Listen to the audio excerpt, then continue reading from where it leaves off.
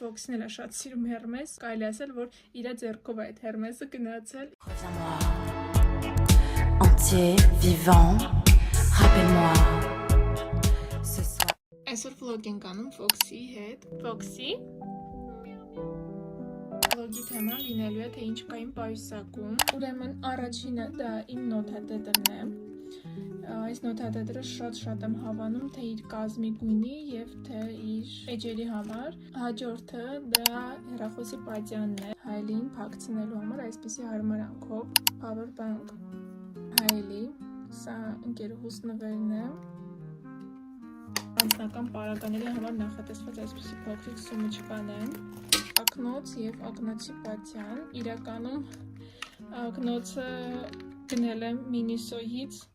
իսկ պատյանը Fix Price-ից առանձին, դրա համար հաշվի չի առել չափսերը, մի կերպ եմ տեղավորում, բայց կարծում եմ ոչինչ, որ մի փոքր չի փակվում։ Իմ դրամապանակն է,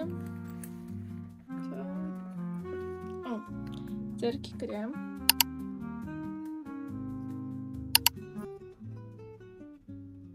զանգերն են, աշխատանքային օրերին դրանք ինձ հետ են, նիկ, ծեստը վերջ։